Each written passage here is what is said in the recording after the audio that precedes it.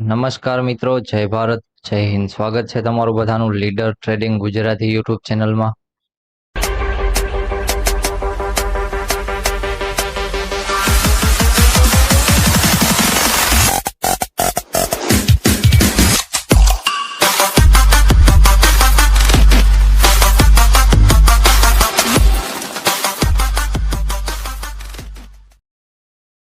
અને એક વસ્તુ રહીને, આ પોઈન્ટ મગજમાં રાખજો, મગજમાં રાખવા જેવો છે.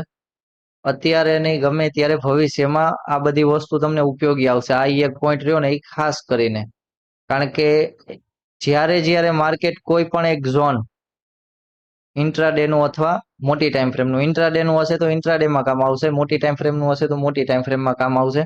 પણ જ્યારે કોઈ પણ ઝોનને માર્કેટ વારંવાર રિસ્પેક્ટ કરતું હોય, જેમ કે અહીંયા રેઝિસ્ટન્સ ઝોન છે ને, માર્કેટ રેઝિસ્ટન્સ ઝોનને રિસ્પેક્ટ કરે છે ને અચાનક જો માર્કેટ ઉપર ઓપન થઈ જાય છે તો ડાયરેક્ટ મુવમેન્ટ ક્યારેય નહીં આવે. જો આવશે તો એ ક્યાંક ન્યૂઝ કે એવી કાંઈ અલગની મુવમેન્ટ હશે, પણ જો રેગ્યુલર ચાર્ટ હાલતો હશે તો માર્કેટ અહીંયા એ ઝોનને એકવાર રિસ્પેક્ટ કરવા આવે જ છે, કે કોઈ પણ એવું લેવલ હોય.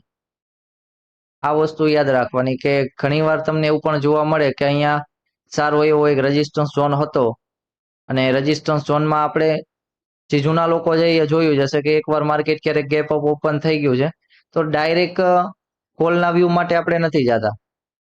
ત્યાંથી એકવાર માર્કેટ એ ઝોન પાસે આવે અને એ ઝોન પાસેથી ફરી વાર એવું કાંઈ લાગે તો ત્યારે કોલના વ્યૂ માટે જઈ શકાય. સેમ એવી જ રીતના સપોર્ટ ઝોન પાસે ક્યાંક કે કોઈ પણ સારો એવો સપોર્ટ ઝોન હોય ને બ્રેક થાય છે તો માર્કેટ ટ્રાય કરે છે કે હા, એ એકવાર એ ઝોન પાસે ટચ કરીને પછી માર્કેટ જાય, કે જે પ્રમાણે આપણી ચાર્ટ પેટર્ન એવું બધું બનતું હોય છે ક્યાંક એવી જ રીતના. કારણ કે ડાયરેક્ટ જે લોકો એનાલિસિસ કરીને જાય છે ને, એ આવી રીતના રેઝિસ્ટન્સ ઝોનમાં ડાયરેક્ટ અપસાઇડ નીકળું તો અહીંયા ડાયરેક્ટ એન્ટ્રી નહીં કરે.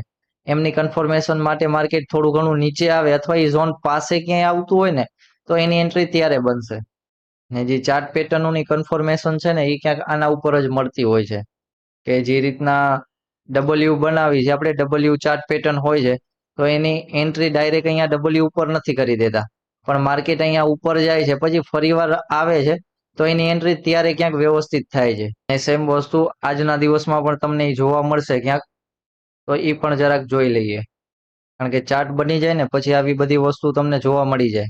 ચલો, ચાર્ટ છે ખાલી સમજવા માટે જોઈ લઈએ કે કોઈ પણ માની લઈએ કે આ ઝોન હતું જ્યાંથી માર્કેટનો સપોર્ટ ઝોન તરીકે માર્કેટ કામ આપતું હતું. આ ઝોન પાસે, એક જ ઝોન પાસે, જે 300 વાળા 340 ઝોન પાસે હતું, તો માર્કેટ અહીંયા વારંવાર સપોર્ટ લીધા થયું અને માર્કેટે મુવમેન્ટ પણ અહીંયાથી જોવા મળી. તો ફરીવાર માર્કેટ એ ઝોન પાસે આવ્યું છે, કારણ કે કદાચ અહીંયા આપણે જોઈ લઈએ તો માર્કેટ ડાઉન થઈને પણ એકવાર એ ઝોન પાસે ટચ કરવા આવ્યું એટલે સ્માર્ટ મનીના કોન્સેપ્ટ મુજબ પણ અહીંયા એન્ટ્રી બને અને પછી માર્કેટે જે મુવમેન્ટ આપી એ ડાયરેક્ટ મુવમેન્ટ આપી એના કરતાં ક્યાંક વધારે મુવમેન્ટ હતી.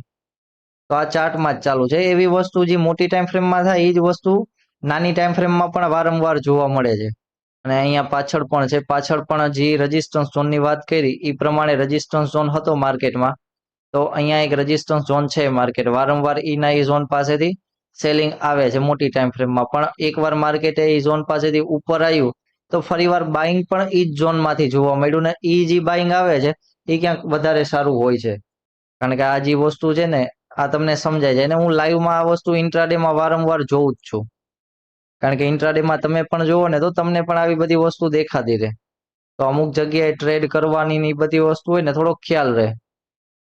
કે જે પ્રમાણે કદાચ આજના દિવસનું જ માર્કેટ જોઈ લો કે પાછળના દિવસમાં માર્કેટ અહીંયા ઇન્ટ્રાડેનો એક રેઝિસ્ટન્સ ઝોન હતો કે પાછળ પણ માર્કેટ આ ઝોનમાંથી રેઝિસ્ટન્સ લઈને માર્કેટ એ જ ઝોનમાંથી સારી એવી મુવમેન્ટ પણ આપી હતી. ફરીવાર પણ માર્કેટ એ ઝોનમાંથી આવ્યું તો માર્કેટે ગેપ અપ ઓપનિંગ આપી તો એકવાર એ ઝોનમાં ટચ કરવા આવ્યું. કારણ કે ઝોન પરફેક્ટ નથી આવ્યો પણ થોડુંક ઉપરથી માર્કેટ વયું ગયું અને મને પણ એ જ આશા હતી. મેં કીધું થોડુંક નીચેના ઝોનમાં આવે ને તો અહીંયાથી વધારે, એટલે એ જે અત્યારે વાત કરી ને એ ક્યાંક વ્યૂ પરફેક્ટ થઈ જાય કે રેઝિસ્ટન્સ ઝોન છે તો રેઝિસ્ટન્સ ઝોનને માર્કેટ બ્રેક કરે, પણ ગેપ અપ આરે બ્રેક નહીં. એકવાર માર્કેટ એ ઝોન પાસે ટચ કરવા આવે ત્યારે બાઇંગ વ્યવસ્થિત બનાવે. તો સેમ અત્યારે લાઈવ ચાલુ છે તો લાઈવમાં પણ આ વસ્તુ જોવા મળી જાય કે જે વસ્તુ બેંક નિફ્ટીએ થોડીક પરફેક્ટ કરી છે.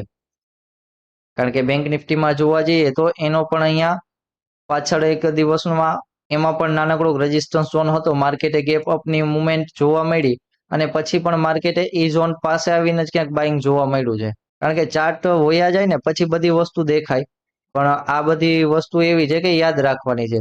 ચાલુ માર્કેટે આપણને આવી બધી વસ્તુ મગજમાં આવી જોઈએ. તો ચલો અત્યારે જે પોઈન્ટની વાત કરી, આ પોઈન્ટ કેટલા લોકોને ખ્યાલ હતો કે કેટલા લોકોને ખ્યાલ નહોતી આવી વસ્તુની માર્કેટમાં. અત્યારે જે વાત કરી માર્કેટ ઈ ઝોન પાસે આવે છે એની, તો એના માથે જરીક એક જવાબ આપી દો એટલે મને ખ્યાલ આવી જાય. કારણ કે લાઈવ વસ્તુમાં જે વસ્તુ દેખાતી હોય ને એ વસ્તુમાં આપણે વાત કરતા જ રહીએ છીએ. ને એવા અત્યાર સુધીની 1 વર્ષની લાઈવમાં જોવો ને તો એવા ઘણા પોઈન્ટ મેં લખાઈ દીધા છે કે જે તમને યાદ રાખ્યા હોય ને તો ઘણો બધો ફાયદો થાય માર્કેટમાં. આવા સામાન્ય જ બધા પ્રશ્નો જે પોઈન્ટ હતા એ બધા. કારણ કે જ્યારે જે કન્ડિશનમાં હોય ને એની પણ આપણે વાત કરી લઈ માર્કેટની. 80 થી 90% કામ કરે છે ભાઈ. હા ભાઈ. કારણ કે બધા લોકો આવી વસ્તુ, ઘણા લોકોને ખબર પણ હોય છે, પણ ઘણા લોકો આવી રીતના ટ્રેડ પણ આમાં નથી કરતા હોતા. પણ મોસ્ટ ઓફ એન્ટ્રીમાં જોવા જાવ ને તો આવી બધી વસ્તુનું ધ્યાન રાખો ને તો તમને વધારે કામ કરવાની મજા આવે. કારણ કે તમારું ધ્યાન નહીં હોય, પણ લાઈવમાં ચાલુ છે ને ત્યારે કેટલા મિનિટે અહીંયા પહોંચ્યું હતું કે 10 ને 25 ની લાઈવ જોઈ લ્યો કે હું વારંવાર 10 મિનિટની ટાઈમ ફ્રેમમાં જોતો હતો. 5 મિનિટમાં બ્રેકઆઉટ આવ્યું પણ તોય હું 10 મિનિટની ટાઈમ ફ્રેમ કરીને વારંવાર આ જગ્યાએ વોચ કરતો હતો કે હા અહીંયા 10 મિનિટમાં જો સારી કેન્ડલ બને છે, જોવા મળે છે, તો આ વસ્તુ છે એ એપ્લાય કરી શકાય. કારણ કે એ વસ્તુમાં કન્ફર્મેશન ઠેઠ ક્યાં મળી? ટ્રેન્ડ લાઈન ઉપર. એટલા માટે મેં ટ્રેન્ડ લાઈનને ડિલીટ પણ નથી કરીને ટ્રેન્ડ લાઈન પાસે જ્યારે માર્કેટ આવ્યું ને ત્યારે લાઈવમાં જોઈ લેજો, મેં 1 મિનિટનો ટાઈમ ફ્રેમ પણ કર્યો હતો. કારણ કે એ વસ્તુનો ખ્યાલ હતો તો મને અહીંયાથી ને જ્યારે સપોર્ટ ઝોન બ્રેક થયો ત્યારે 10 મિનિટની ટાઈમ ફ્રેમમાં કેન્ડલ ક્લોઝિંગ આવી તો ત્યારનો આઈડિયા તો હતો કે હા માર્કેટ અહીંયા બાઇંગ થોડુંક આવી શકે. કારણ કે એ વસ્તુનો જો એપ્લાય કરીએ ને તો માર્કેટ ગેપ અપ પણ ઓપન થયું છે અને માર્કેટમાં જોવા જઈએ તો ગેપ પણ પૂરો થયો છે. અને એના પાસે ક્યાંક આપણો સપોર્ટ ઝોન પણ આવે છે. તો સપોર્ટ ઝોન આવતો હોય એ ઝોન પાસે અને સારી 10 મિનિટની ટાઈમ ફ્રેમમાં કેન્ડલસ્ટિક પેટર્ન પણ બને છે. પછી માર્કેટની વધારે કન્ફર્મેશન માટે ટ્રેન્ડ લાઇનના બ્રેકઆઉટની જરૂર હતી. તો ટ્રેન્ડ લાઇનનું બ્રેકઆઉટ પણ માર્કેટે આપી દીધું. એ પણ સારી કેન્ડલ હારે. અને એમાં પણ કોઈ ટ્રેડ ન કર્યો હોય તો ત્યારે પણ પછી પણ વાત કરી હતી કે ટ્રેડ વયા ગયા પછી પણ કે હજી જો માર્કેટ અહીંયા લેવલ ઉપર બ્રેક કરે તો એના ઉપર પણ એક ટ્રેડ કરી શકાય. તો ત્યારે પછી પણ જે ટ્રેડમાં વાત કરી એના ટ્રેડ કરતા પણ માર્કેટ સારું એવું ઉપર થોડું ઘણું ચાલે છે. જે પ્રમાણે માર્કેટ છે એ પ્રમાણે આપણી એન્ટ્રી જોઈએ તો ક્યાંક સારી વેલી થઈ ગઈ છે એના જેવું છે. પછી લોકોએ ધ્યાન આપ્યું છે એમાં ઘણા લોકોને ધ્યાનમાં નહીં હોય, પણ જે લોકો ટ્રેડ લેવા બેઠા છે એ લોકો આવી બધી વસ્તુનું ધ્યાન રાખે છે. અને સેમ વસ્તુ કે અહીંયા પણ લેવલનું બ્રેક થયું પછી પણ.